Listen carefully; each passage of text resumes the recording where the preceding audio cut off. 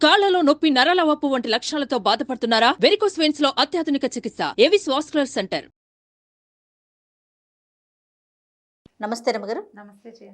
రమగారు, ఏదన్నా ఒక స్టోరీ ఎట్లా అంటే ఒక 2, 3, 4 అట్లా ఎపిసోడ్స్ వచ్చేలాగా, మరీ ఎక్కువ కాకుండా చెప్తాం. తలతిక్కల రాజు కథ చెప్తాం. ఎప్పుడో చదివాను జయ నేను.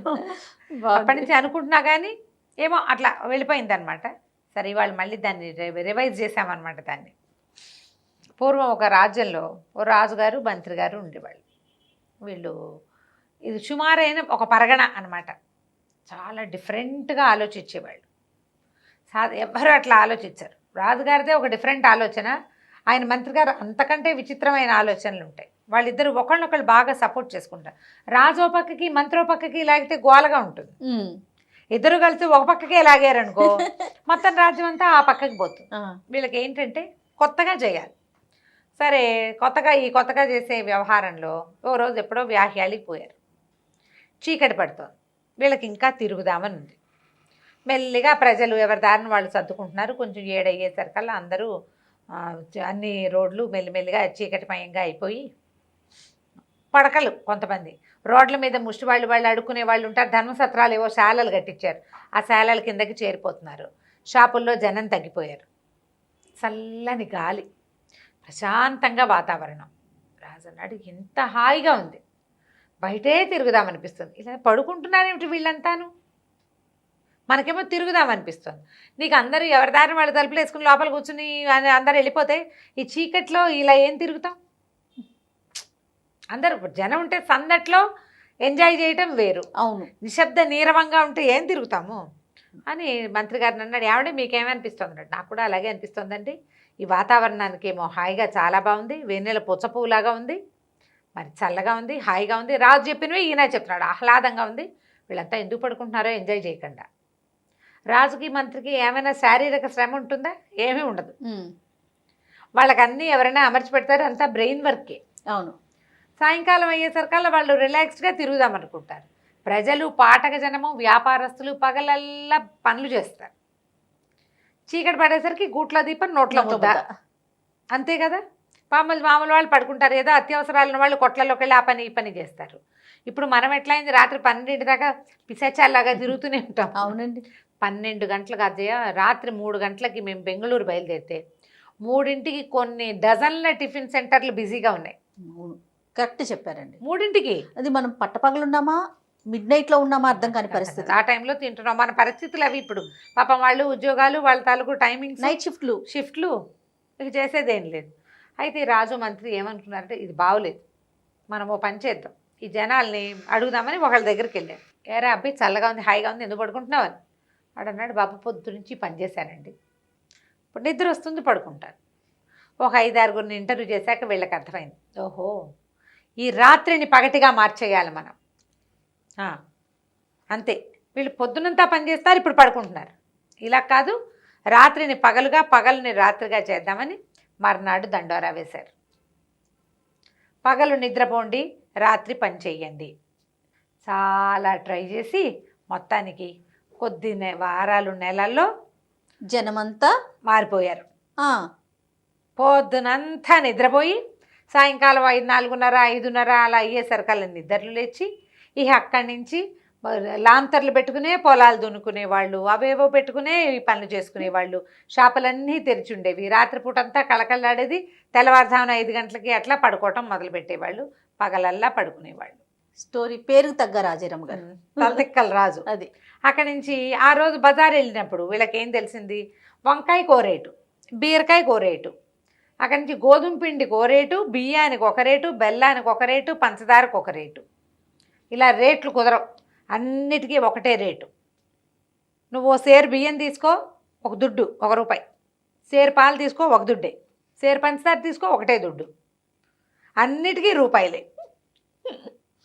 దానికి 2, దీనికి 6, దీనికి 16. ఇదేం లెక్క, పిచ్చి లెక్కలు అవన్నీ. పిచ్చ లెక్కలన్నీ మాకు కుదరవు. మొత్తం ఆ బజార్ అంతా ఒకటే రేటు. వ్యాపారస్తులు ఏం సంపాదించుకుని ఏడుస్తారు. సరే, ఈ దుడ్డు లెక్క పెట్టించారు. మాకు డబ్బులు చాలవంటే వీళ్ళు కావాలంటే మేము ఇస్తామంటాడు రాజు, ప్రజలు ఇబ్బంది పడకూడదు అని ఈ ఏర్పాటు చేశాడు. ఇట్లా రాత్రిని పగటిని చేశారు. అన్నిటికీ ఒకటే రేటు చేసి హాయిగా ఉన్నారు రాజు మంత్రి. మనం చాలా బాగా చేసాం, మనం కదా డిఫరెంట్గా చేసాం, వేరే రాజ్యాల వాళ్ళతో పిచ్చి వెధవులు, మనం సరిగ్గా చేస్తున్నాం అనుకున్నారు. ఇంతలో ఒక గురువు ఒక శిష్యుడు ఈ ప్రాంతాల ఆ వైపు నుంచి వెళ్తూ ఈ రాజ్యంలోకి వచ్చారు. వాళ్ళు వచ్చింది ఎన్నింటికి? 12:30, 1 గంట. ఎక్కడైనా భోజనం దొరుకుతుందని భావించారు. మధ్యాహ్నం 12:30 అయితే ఇంకో గంటలో 1:30కి మనకి ఇంచుమించు ఆకలేసేస్తుంది. వీళ్ళు రోడ్ల మీద పెట్ట పురుగు లేదు, కనీసం ఒక ఎలిక కుక్క కూడా తిరగటల్లా. ఎండ మలమల మాడిపోతుంది. అన్ని తలుపులు వేసేసి ఉన్నాయి, కొట్లన్నీ కట్టేసి ఉన్నాయి, ఎవ్వరు లేరు, ధర్మశాలలు మూసేసి ఉన్నాయి. ఏమిటి అందరూ లిచ్చకపోయారా? జనం ఎవరు లేకపోతే అలాగే కదా అనిపిస్తుంది. ఏమిటి అని చూస్తే అట్లా నడిచి నడిచి నడిచి వాళ్ళకి ఎక్కడా ఏమీ దొరకల. అయితే ఒక దేవాలయపు ప్రాంగణంలో ఒక పక్కన మరి కాస్త జామ పళ్ళు అవి ఉన్న చెట్లు కనపడితే సరే ఈ పూటకు పలహారం చేద్దామని జామకాయలు కోసు తిన్నారు. మంచి ఎండలో నడవటంతో పక్కన నుయ్యి ఉంటే కాస్త నీళ్ళు తోడుకుని మొహం కాళ్ళు చేతులు కడుక్కుని దేవాలయం గట్ల మీద పడుకున్నారు. చీకటి పడుతుండగా రణగొండ ధ్వని మొదలైంది.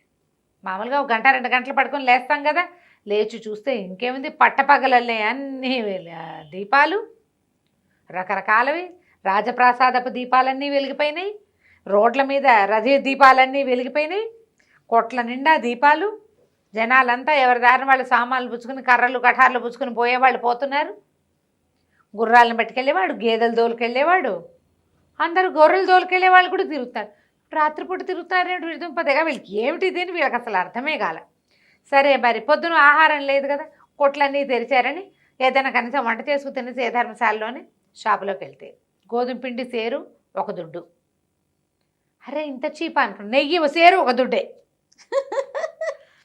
ఒక 6-8 రూపాయలు ఇచ్చేసరికల్లా వీళ్ళకి 10 రోజులకి సరిపడా ఆహారం వచ్చేసింది. సరుకులన్నీ వచ్చేసాయి కదా, ఎంత ఆశ్చర్యపోయారు.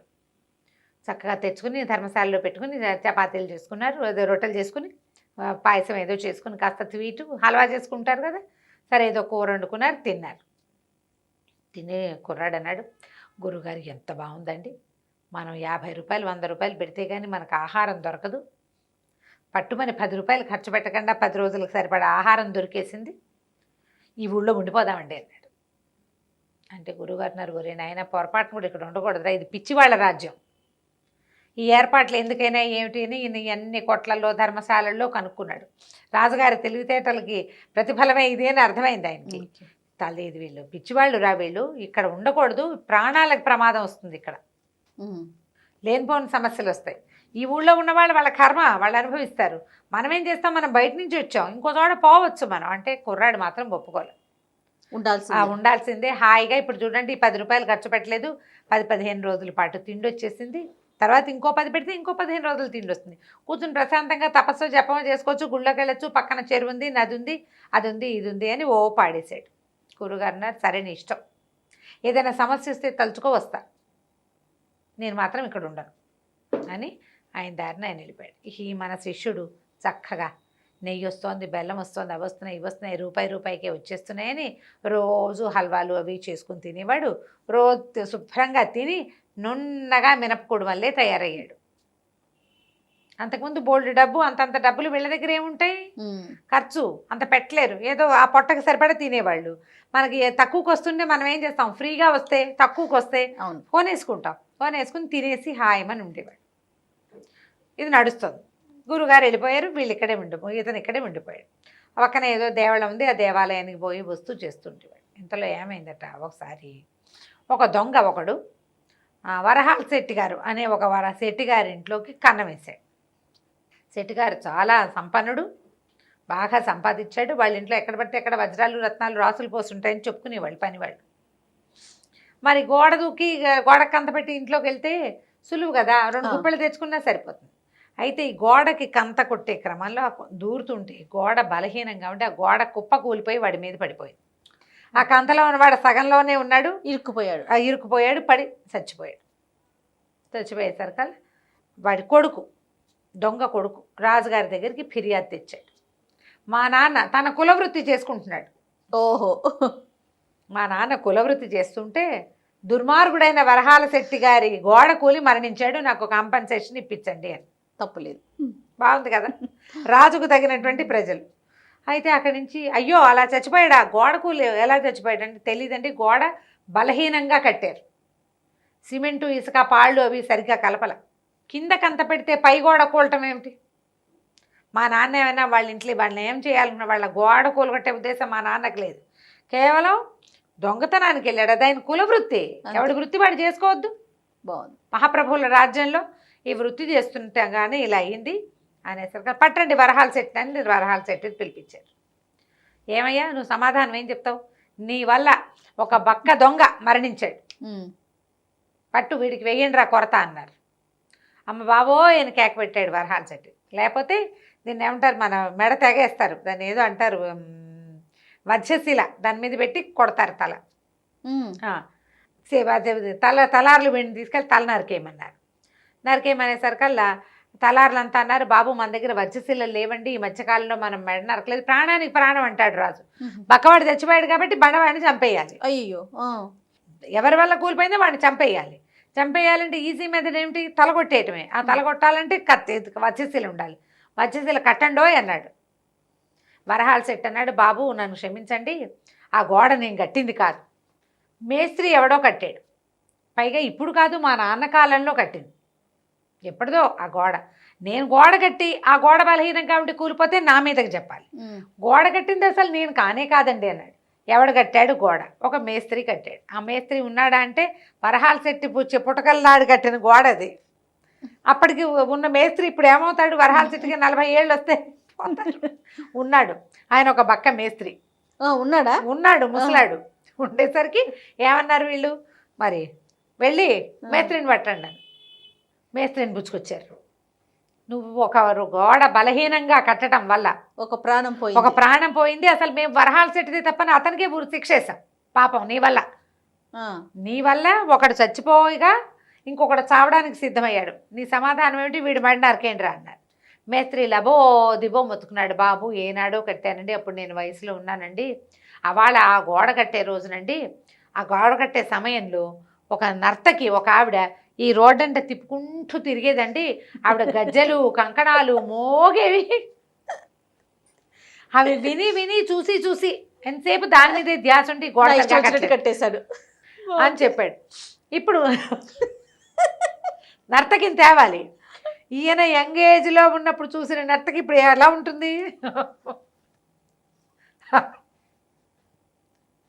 ఆవిడ పట్టరమన్నారు, నర్తకిని తెచ్చారు. తెచ్చాక ఏమైందో వచ్చే భాగంలో తెలుసుకుందాం. పేరుకు తగ్గ రాజరప్ప గారు కదా, సూపర్, అసలు ఎక్సలెంట్, చాలా బాగుందండి. మళ్ళీ చెప్దాం మిగిలిన కథ. రైట్ అమ్మ గారు, నమస్తే.